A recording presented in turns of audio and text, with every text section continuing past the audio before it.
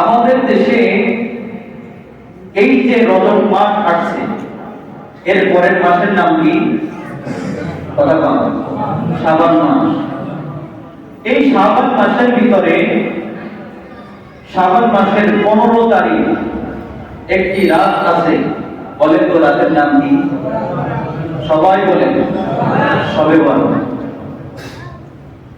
এই শবে বরাতের রাত্রিতে ইবাদত করলে কি কবিরা গুনাহ হয়? কথা বল। আরামের গুনাহ হয়? সগীরা গুনাহ হয়? কোন গুনাহ হয় না। কি হয়? কথা বল। কি হয়? সওয়াব হয়। এখন আমাদের দেশে সিজনালি কিছু মুক্তি আছে, সিজনালি কিছু শায়েক আছে, সিজনালি কিছু হুজুর আছে।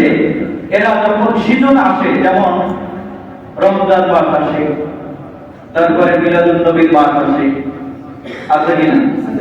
এই সমস্ত সিজন আসলেই ফতুয়া শুরু হয়ে যায়। দেখবেন এই যে শাবান মাস আসতে না আসলেই আমাদের দেশে একদল আলেম আছে, আহলে শয়তান, আহলে কবি, আসেনি? কথা বল না, আসেনি? এটা আওয়াজ করে বলেন, আসেনি? এই আহলে শয়তান নামক আলেমরা, আহলে কবি নামক শয়তানগুলি ফতোয়া দেওয়া শুরু করবে যে শবে বরাতের রাতে ইবাদত করা যায়।